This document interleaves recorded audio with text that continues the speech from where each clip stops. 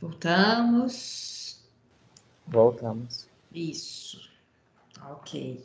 Vale, obrigada, Daniel.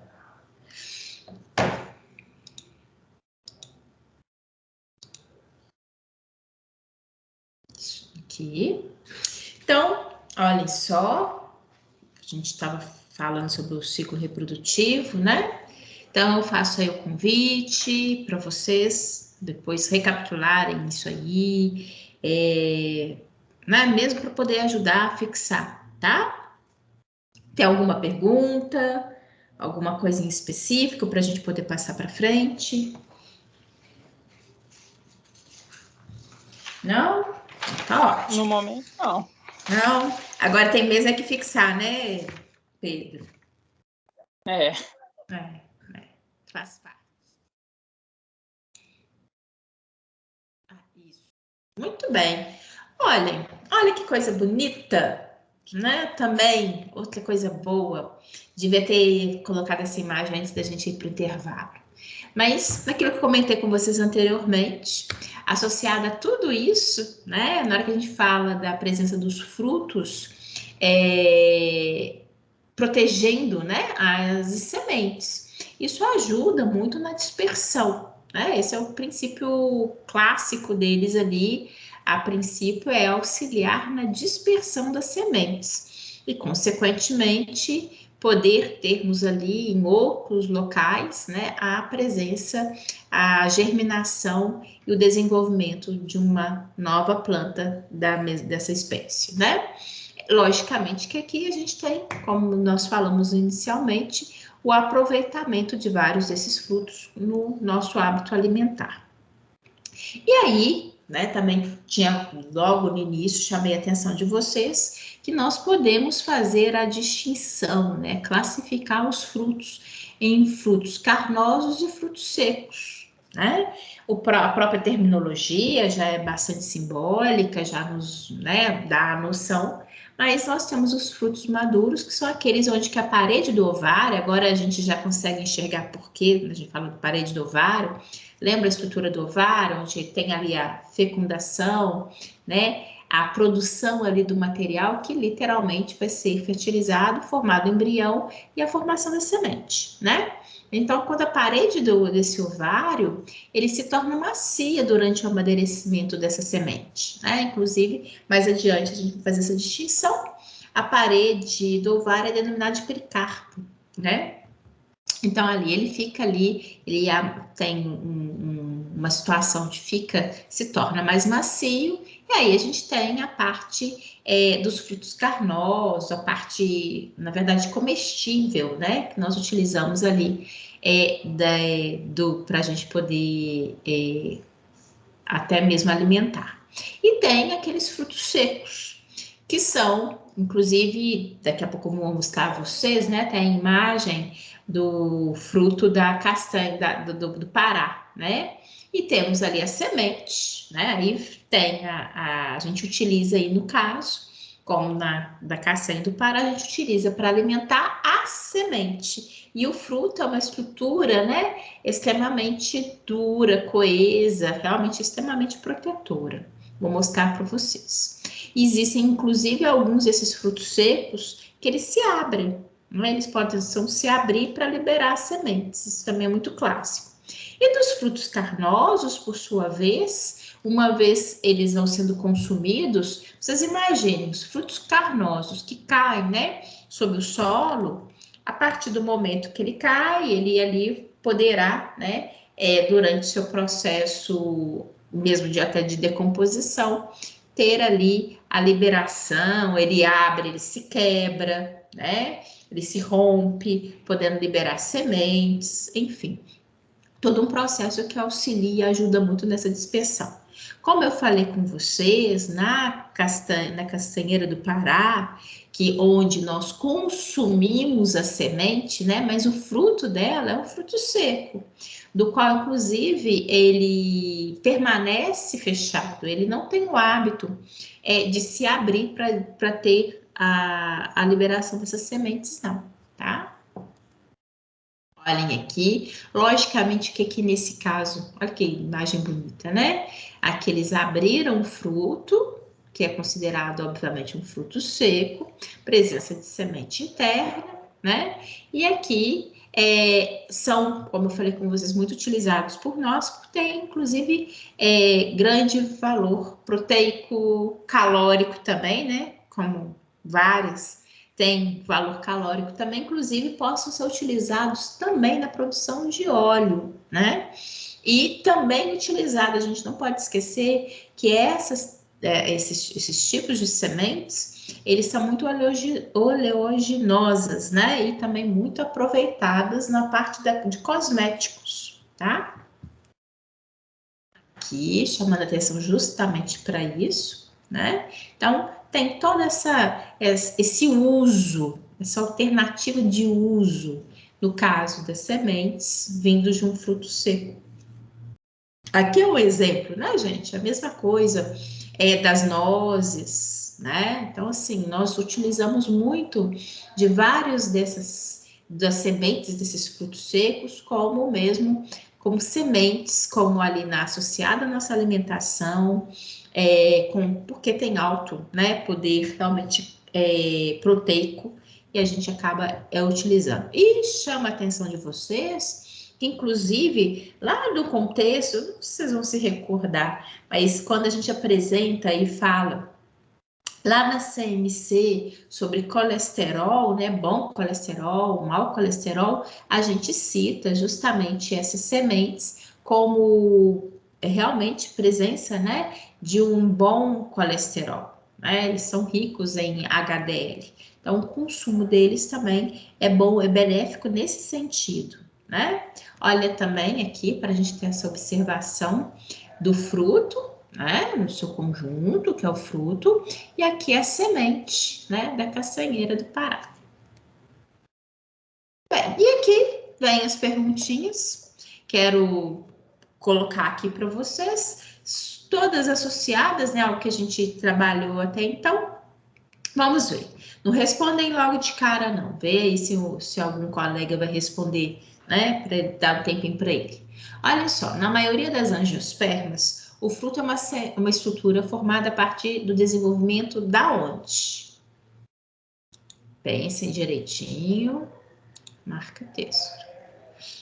O fruto, ele é formado a partir do desenvolvimento de qual estrutura?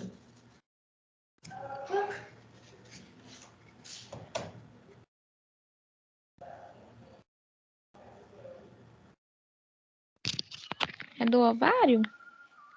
Isso, Mariana, certinho, do ovário, né? Ela aqui é desenvolvida a partir do ovário, certinho. Vamos para, deixa eu ver, acho que tem mais uma.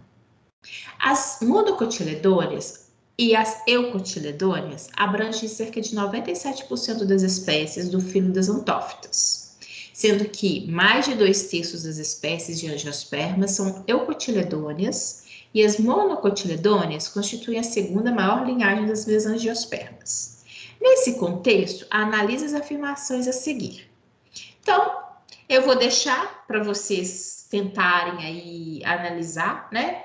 Depois acho que aquela mas não, vamos ver qual que é verdadeira ou falsa, que aqui é o que resolve aqui pra gente, tá? Verifiquem aí para mim o que vocês acham que seja verdadeiro ou falso, para a gente poder corrigir. Vou dar um tempinho, né? E daqui a pouco a gente vai ver cada uma das 4 frases. E eu gostaria que cada uma das 4 frases fosse corrigida, né? Dita se é verdadeiro ou falso por pessoas diferentes. Vejamos.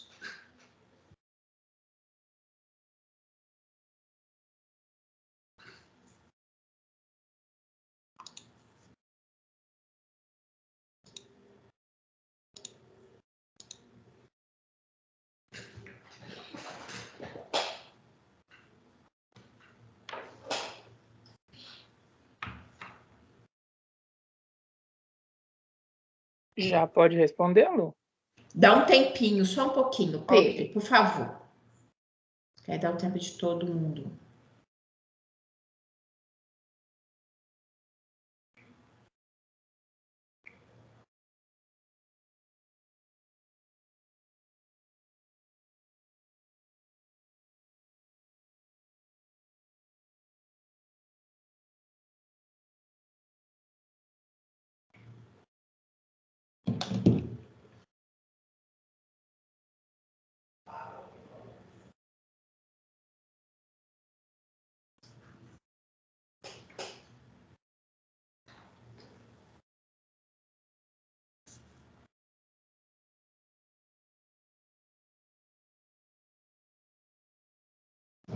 Pedro. Foi Pedro, foi? Pedro, pode responder a primeira para mim, por favor. Ó, a primeira, para mim, é falsa. Você acha que é falso? Então, espera aí. Isso. Primeira falsa. Vou colocar aqui falso e vamos ver se é falso mesmo.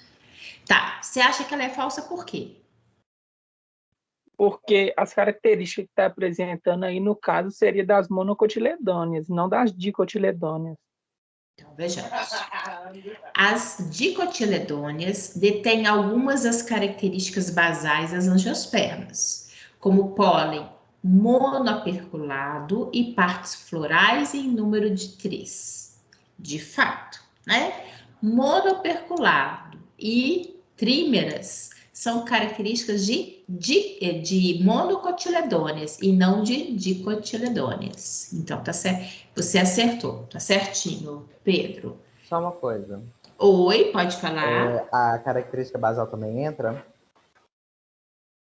A gente fala, característica basal que a gente fala aqui é essa característica, principalmente das flores, né? Que eles falam característica de base, de identificação basal. Então, é isso que detém algumas das características basais. Lembra daquela classificação que a gente falou? Quer seja da vascularização, das raízes, enfim, isso daí a gente considera como características basais de distinção. Ok? Ok, obrigado. A segunda. Quem é que vai corrigir para mim a segunda?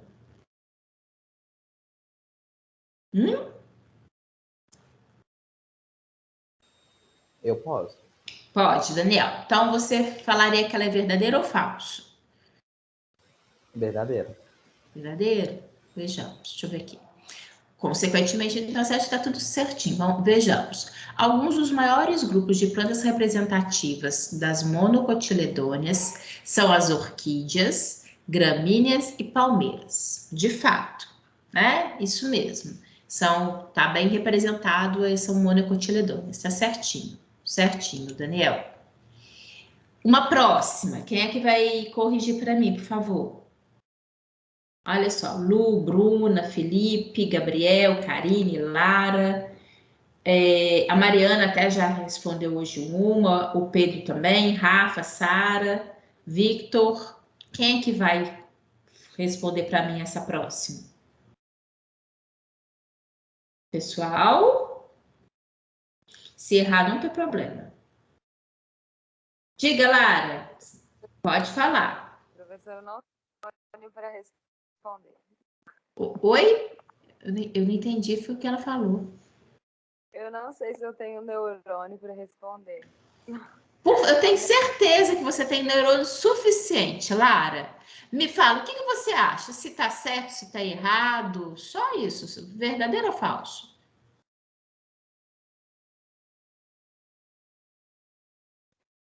Eu acho que é verdadeiro.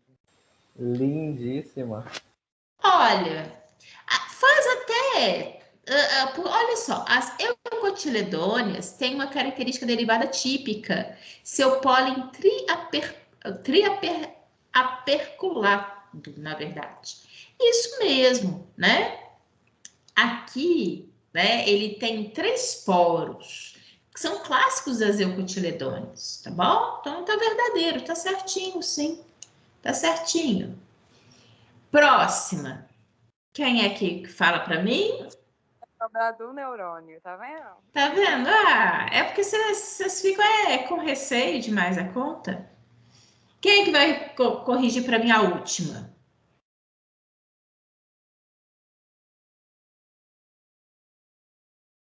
Gente. Vamos que vamos. O Senhor.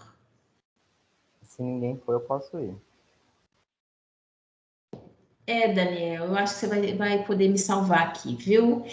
É fogo. Vai, Pior, Daniel. aí eu não sei. Aí, diga, Lu, quer falar? Pode falar. Não tô sabendo, assim, não tô sabendo Não? mesmo. Prefiro ouvir o Daniel. Ô, gente. Tá, então vamos, Daniel. Me salva, Daniel. Eu acho que é verdadeiro. Você acha que é verdadeiro? Olha só. O maior grupo representativo das monocotiledôneas é a família das leguminosas, que compreende... Hã? Falso. Porque as leguminosas, inclusive aqui eu tenho que corrigir, ó, as É leguminosas eucotiledônea. são eucotiledôneas. Muito bem, então você corrigiu a tempo, ó. É falsa, isso mesmo, né? Que são as eucotiledôneas, são as leguminosas, né? Inclusive, lembra que eu chamei a atenção? Afinal de contas, a gente utiliza muito ali na nossa alimentação e elas estão associadas às eucotiledôneas. Muito bem. Então, FVVF. Aqui não faz sentido. Acho que acabou. É a D. É o quê? 2 e 3, deixa eu ver. 2 e 3, verdadeiras 2 e 3. Seria a D mesmo. Mas está corrigido. Bem, então tem a terceira. No desenvolvimento posterior à fecundação das angiospermas, o zigoto, o óvulo e o ovário originam, respectivamente, o quê? Pensem aí, para vocês me responderem. Inclusive, a gente já, né, de alguma forma, trabalhou com isso. Falou anteriormente de uma aí. O que vocês acham? Vejamos, quem que vai responder essa?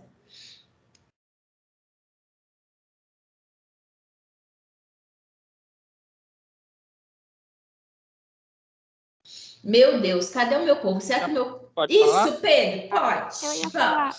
Ah, Mariana também. Ó, todo mundo que já falou, olha, Lara, Sem briga, Mariana, gente. Sem briga. Pedro, Daniel, que beleza. Então agora foi. E todo mundo que já falou. Não, senão ia dar prioridade para quem não falou. Vamos. Diga, Mariana.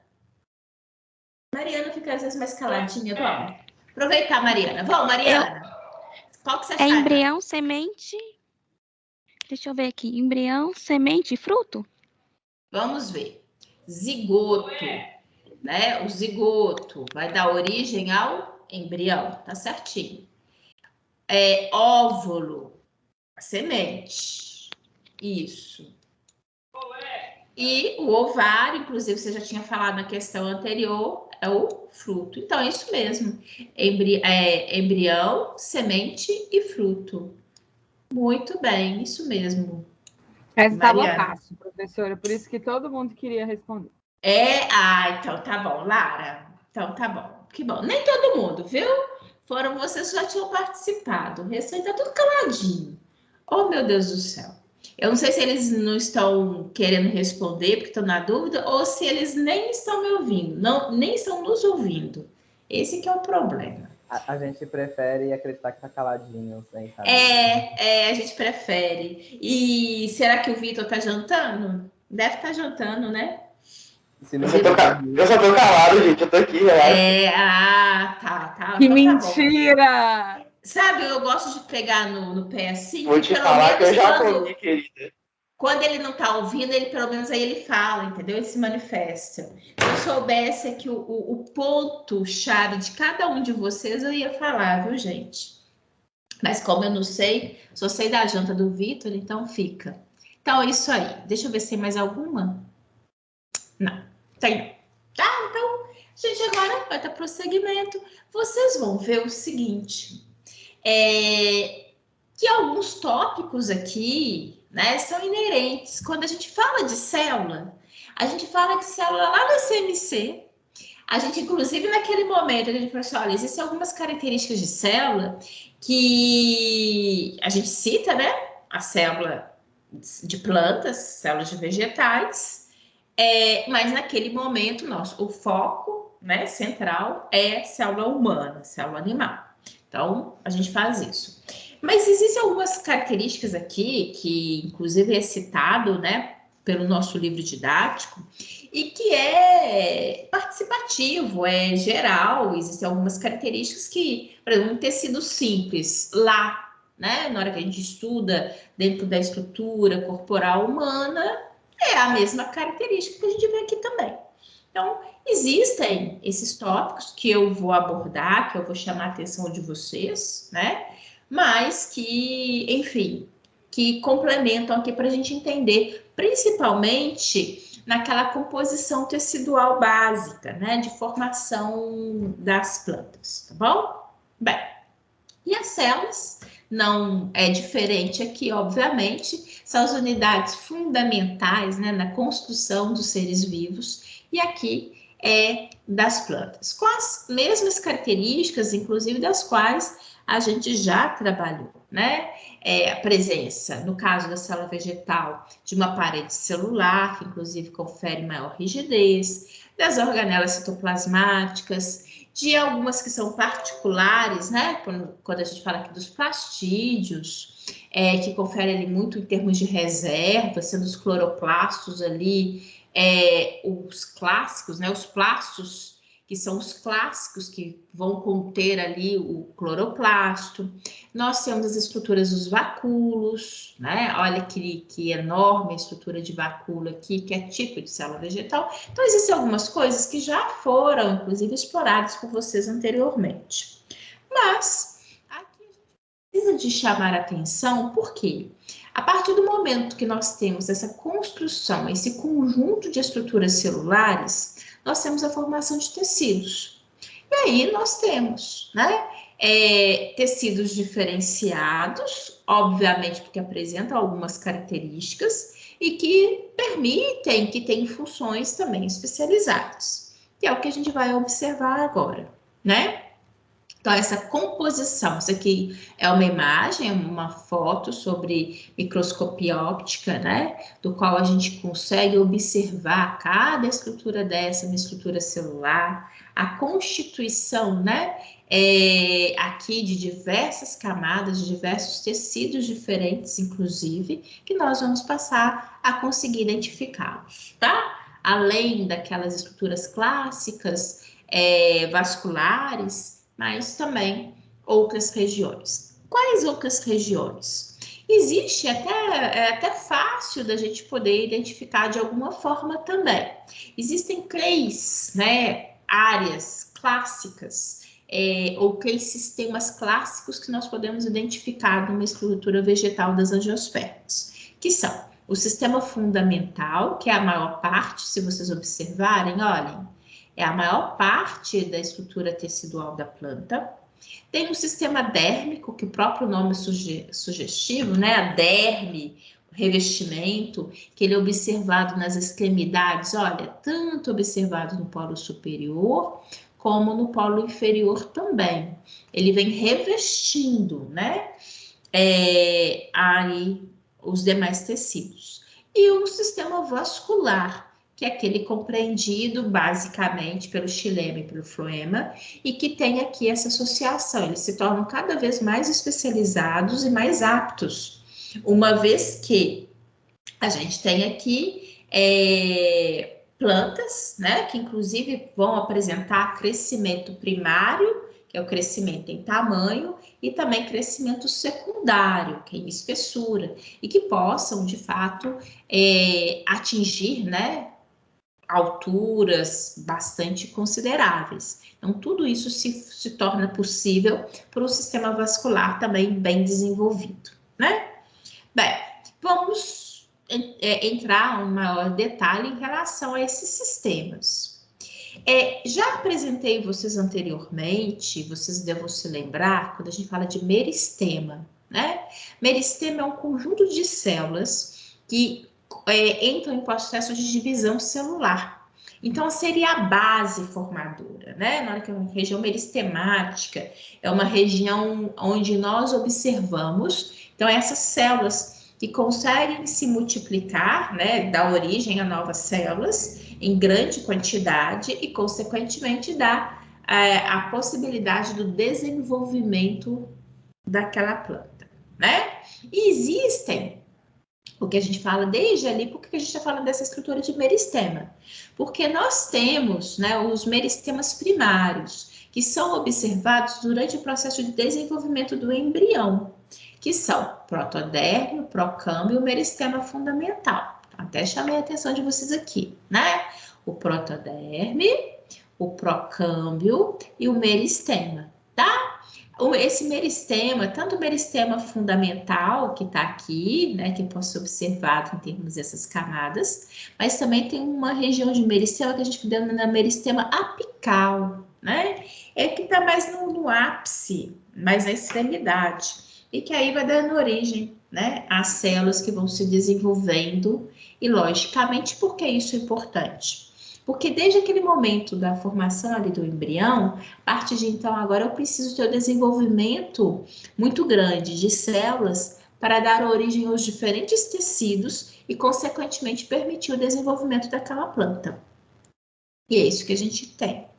E esse termo, né, eu acabei de falar para vocês, que inclusive a gente já viu, desde as gimnospermas tinha essa região de meristema, ela significa divisão. Então, a própria origem, a terminologia da palavra, que é uma palavra grega, ela já vem esse significado de divisão, justamente porque as células começam a entrar nesse processo de divisão e, consequentemente, né, dando origem a novas células, tá bom?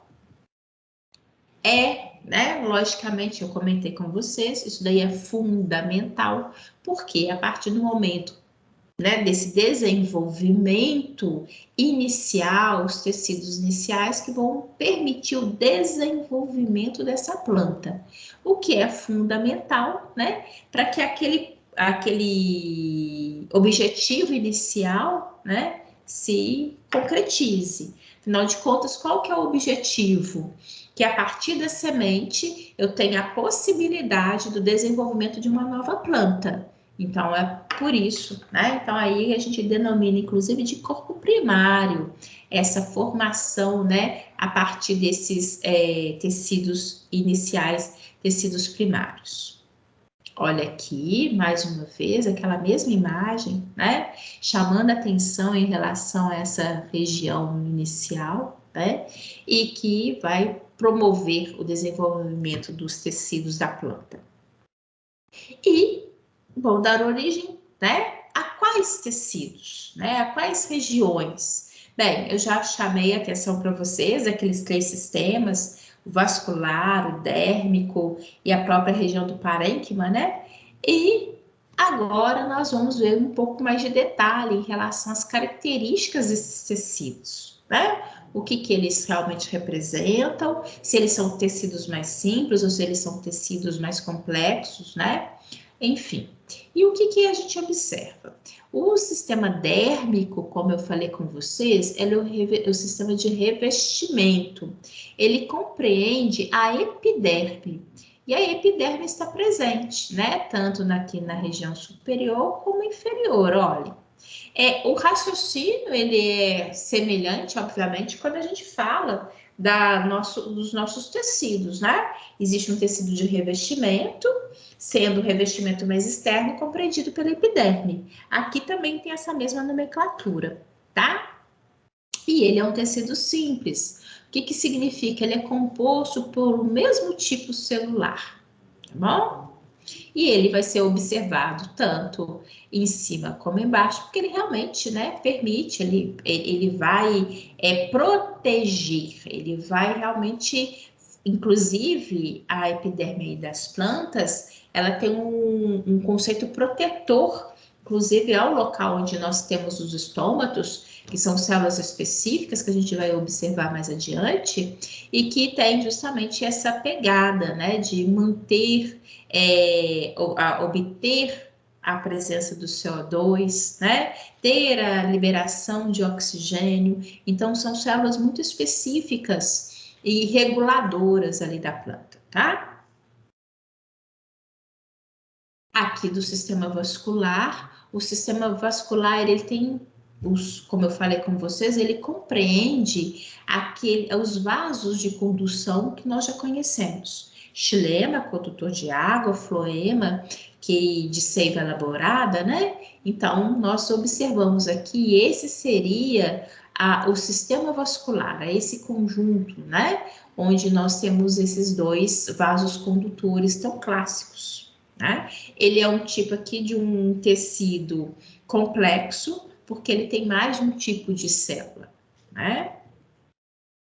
E o parênquima. Parênquima, lembram vocês que eu falei que é a principal região, né? A área em que se mantém uma maior proporção. Tudo isso aqui é parênquima, olha. Aqui em cima, essa primeira fileira é epiderme. Aqui embaixo, ela não está representada. Existe, né? Afinal de contas, a epiderme, como nós vimos, ela é observada tanto no polo superior quanto no inferior. Como é que é um caso de uma foto, né? E realmente, sob microscopia, tem hora que para a gente ter uma foto e pegar as extremidades, a gente não consegue, né? Acaba sendo espesso para cair num foco único. Mas é isso que está observando aqui. A gente tem o sistema da derme, que é observado aqui nessa região, e toda essa área de parênquima, né? Tudo isso daqui que são tecidos, que inclusive, logicamente, é considerado um tecido complexo, porque ele dá para a gente perceber que existem áreas diferenciadas, né? E esses tecidos, esse sistema fundamental, essa área fundamental, ela ocupa grande parte, né, da estrutura tecidual da planta, tá bom? Olhem só. Aqui chamando a atenção de que aquele sistema vascular, ele vem, né, contido pelos tecidos do sistema fundamental. Então, ele tem grande parte, principalmente parênquima, ladeando, né, o sistema condutor, o sistema de vasos, tá? Dá aqui para a gente perceber, também nesse desenho esquemático. Olha, mais uma vez aqui, o que o autor coloca para a gente? A região da derme, tanto aqui em cima quanto embaixo, essa região do sistema fundamental, onde eu tenho principalmente parênquima, né? Olha, tem, inclusive aqui já dá para vocês perceberem algo que a gente vai ver um pouco lá na frente, que na hora que eu falo de parênquima, eu ainda posso fazer distinção, né, de regiões, quer seja igual aqui um parênquima que é palissático e um parênquima lacunoso, onde apresenta lacunas, onde apresenta espaços, tá? Então, isso também possa ser diferenciado.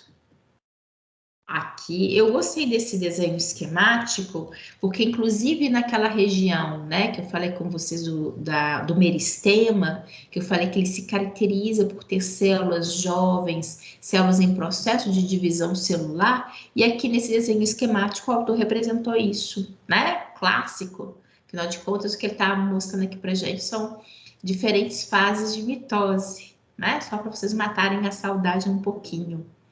Aqui, logicamente... Oi, pode falar? Inclusive, essa imagem aí foi questão de prova da Nayara em fisiologia vegetal. Sério? Sério, essa imagem? A gente tinha que escrever qual o nome dos tecidos que representava aí. Ai, que legal! Então, isso aqui para vocês é fichinha. Eu tô aqui colocando, mas então é só para vocês matarem a saudade. Não que eu tenha memória para isso, né? Inclusive, não, olha só, Daniel. Não só vocês matam a saudade da fisiologia vegetal, ou seja, várias das coisas que eu estou apresentando aqui não é novidade para vocês, como inclusive matando saudade de uma questão de prova, onde vocês conseguem, né, identificar com clareza e com maior facilidade. Então, isso daqui para a gente, ó, é muito bom saber disso, né? Que consegue até fazer essa associação de questão de prova. Olha que maravilha, né? Então, é isso mesmo. Então, dispensa maiores apresentações.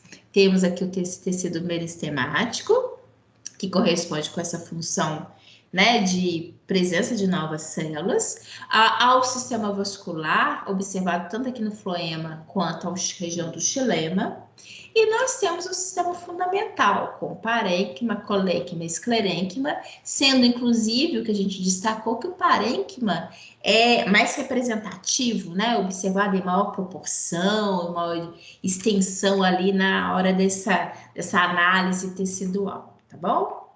Olha só.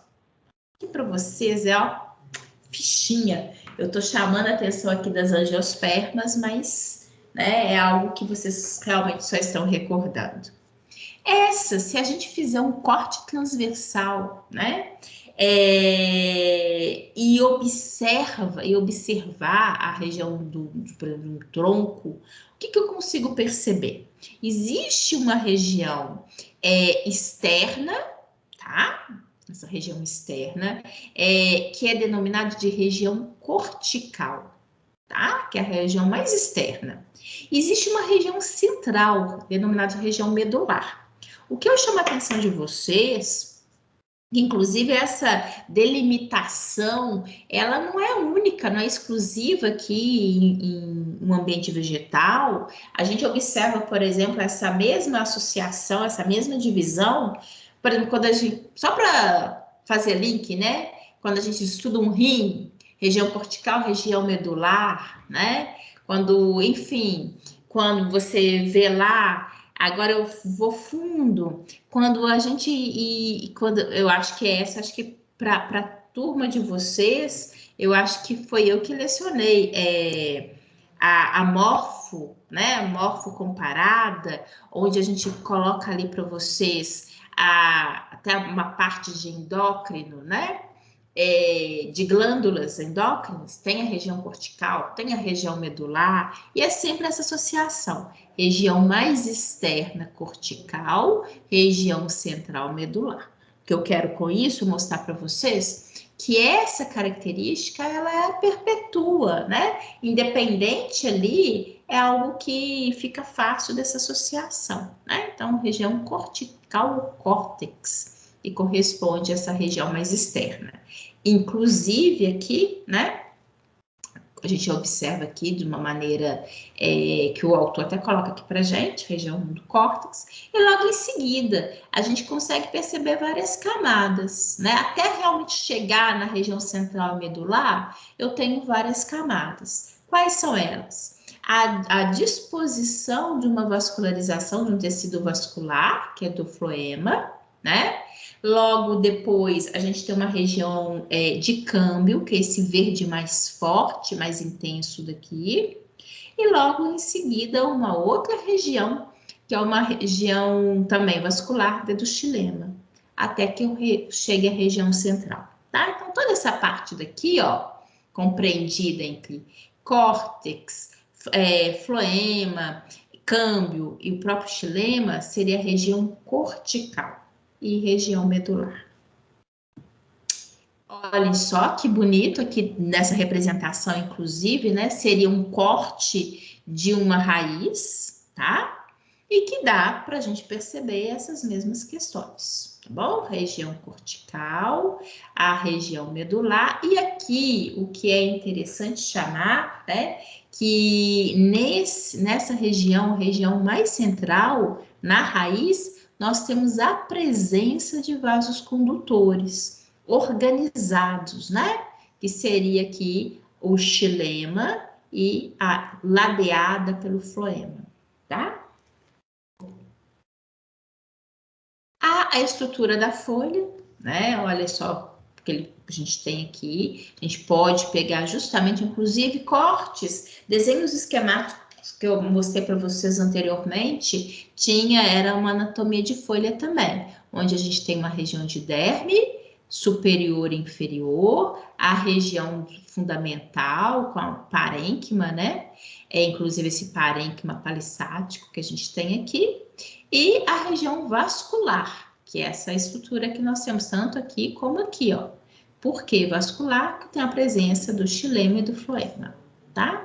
Então, isso é importante e nós vamos observar que nessa região, né, nós temos a estrutura da folha, nós temos a inervação, né? São aquelas nervuras, inclusive que é clássico aqui, né, de distinção dentro das folhas, das mono e das dicotiledôneas, como nós vimos, onde nós temos a inervação e, consequentemente, a presença dos feixes vasculares, né? Porque eles estão trazendo e levando também, né? Afinal de contas, aqui é um local onde vai ter ali muito aquele processo de fotossíntese. Então, logicamente, precisa de ter esse contato íntimo dessa região das folhas e que vai se perpetuar depois com as outras partes da planta. Olhem só que bonito, nós temos aqui uma representação, né? Inclusive, anteriormente eu tinha falado com vocês que é a porção vascular, né? O eixo vascular nas eucotiledôneas, ele é distribuído de uma maneira simétrica, né? Formando uma região circular, que inclusive aqui, né, nessa representação, chama bem a atenção para a gente, né? Que é clássico, representativo dessas eucotiledôneas. Aqui, chamando a atenção, né? De coisa que eu já falei. Na verdade, eu citei isso para vocês anteriormente, esse conceito. Porque a própria terminologia é sugestiva em relação a isso, né? Inclusive, já dei até para vocês exemplos, tá? Aqui, o que é um tecido simples, quando ele é constituído por um único tipo de célula, ou um tecido complexo, né? Quando ele tem 2 ou mais, até mais tipos de células formando esse tipo tecidual.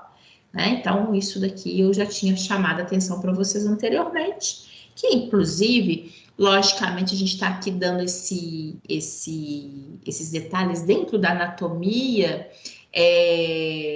tecidual, né? Dentro desse processo histológico, na verdade, o mais adequado seria a histologia vegetal, né? Mas que faz a gente ter uma associação com aquilo que a gente já tinha feito e estudado anteriormente com outros tipos celulares também, que não sejam células vegetais. Olha aqui que bonito. Toda essa região que vocês estão vendo aqui, ó, é a região de parênquima, né?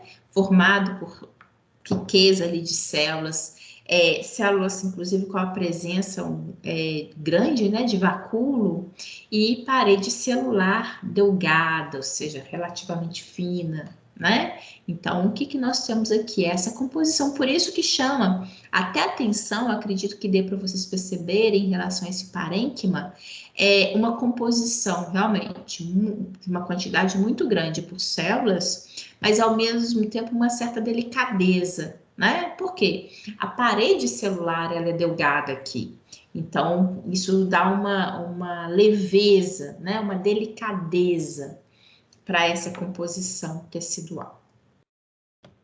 Aqui que bonito, né? No parênquima, que é uma região onde eu falei com vocês que nós temos ali grande presença, né, em grande parte do sistema fundamental é constituído pelo parênquima, e existe uma área específica, que a gente denomina esse parênquima clorofiliano, que, como o próprio nome sugere, né, é um local onde nós temos grande presença de células contendo cloroplastos e, consequentemente, acúmulo, né, aqui grande presença de clorofila. Né? Então, é um processo, uma denominação da qual fica fácil para a gente ter essa identificação, essa identidade. Que, inclusive, né, a própria imagem, quando se tem dessa região, é sugestiva para todos nós, né? Pela presença mesmo dos cloroplastos abundantes, invisíveis, fáceis de serem observados, fazendo bem fácil essa identificação. Existe também um local, que é o parênquima de reserva, também o termo é sugestivo, né? Tá reservando o quê?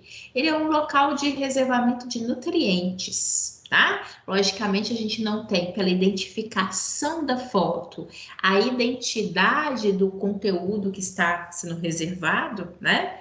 Mas é um local onde ele tem reserva e que possa aqui ter reserva variável, como reservas de amido, tá? Existe também, aí até perceptivo, possa ter reservas, sabe, com reserva de água. Por quê? E por que disso, né? É obrigatório que todos os tipos, todas as plantas tenham esse tipo de parênquima de reserva específico, por exemplo, a água? Não, ele tende a ser mais presente naquelas plantas em que se desenvolvem em locais com escassez de água, né? Então, só para a gente fazer essa identificação. Existem também algumas que têm reservas de ar, né? Então, existe essa variação, o próprio termo, né, significa uma reserva de algo que venha a ser importante, inclusive de nutrientes, como amido, né? E ele é muito presente também, esse tipo de parênquima, em regiões de raiz, né? Onde ele vai tendo ali, justamente até mesmo para distribuir esse material para o restante da planta. Olha só, acabei de falar, né, do parênquima aquífero, onde tem reservas de água no interior dessas células, e que aqui, ó, é típico de plantas de regiões áridas, né, onde é importante ter essa reserva para uso ali da planta diante da escassez, tá? Colênquima, né? O que caracteriza esse colênquima? Olhem, normalmente são células mais alongadas, células mais afinaladas, alongadas, compridas. Normalmente isso é mais perceptível quando a gente dá um zoom maior, né? Tem uma imagem com uma característica maior da região. Ele normalmente é observado circundando, né, ao longo das estruturas, inclusive de feixes vasculares. É interessante chamar a atenção que as raízes, né, normalmente, elas não vêm apresentar o colênquima em maior quantidade, né, e ele também tende a estar ausente nos caules e folhas de várias espécies de monocotiledôneos. Então, significa também que esse é um tipo de tecido que ele não está necessariamente presente, nem em todas as partes e nem em todas as espécies, né? Como a gente fala aqui, em várias espécies de monocotiledôneos, pode ser que não seja observado essa região, tá? Aqui ele tem até um zoom maior, é onde a gente começa a perceber, né, como são essas células alongadas, ou seja, elas tendem a não ser mais aquelas células circulares, muito certinhas, né?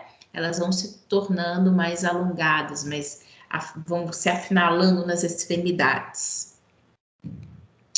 O esclerênquima, olhem só, são essas regiões, tá? São regiões onde eles são formados, né, por esse conjunto celular. Inclusive, chama a atenção de vocês, essas são colorações típicas que tendem a dar diferenciação em diferentes tecidos ali das células vegetais, tá bom? Então, essa região, essas regiõezinhas aqui bem agrupadas, né, porque inclusive é interessante. Essa região de esclerênquima é uma região tecidual que é observado por agrupamentos celulares, né? Então, são pequenos grupos que possam ser observados mais próximos, né, dessa região também cortical, tá bom? Então, é interessante isso facilita, né, quando se tem esse tipo de observação, ou seja, mais pontual, pequenos grupos, uma coloração diferenciada, né? E qual que é a importância desse tipo tecidual? Ele dá resistência, tá?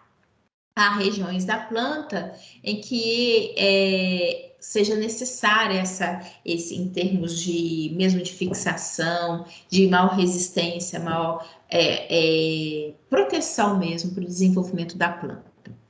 Bem, e aqui são, como eu falei com vocês, pequenos grupos. E com isso eu sei que a gente chegou, acho que hoje eu sabia que eu ia falar bastante, né? Hoje até abri mão de dar muita coisinha assim, muito joguinho e tudo, mas é porque eu precisava apresentar aqui pra gente, até mesmo para a gente poder explorar, finalizar esse conteúdo semana que vem lá na nossa aula prática, né? Mas aí vocês também terem ali subsídio para a gente vocês poderem enxergar e trabalhar com o que a gente vai ter na nossa prática, tá bom? Então, fico por aqui, peço para vocês darem uma estudada, né? Realmente uma recordação, uma fixação aí, para a semana que vem a gente ter a oportunidade de fechar isso, vendo o material ali prático e esclarecendo mais fixando esse assunto, tá bom? Beijão para vocês. Cadê? Beijão para Lu, Bruna, Daniel, Beijo, boa Felipe. noite. Gente, coisa boa. Beijão para vocês. É bom. Aí vocês me dão boa noite. Oi, diga, Gabriel. Fala, Gabriel. Não, é a mão. Boa noite. Ah, não é não. Então tá bom, Gabriel. Tchau, tchau para vocês. Boa noite. Boa noite, Lu.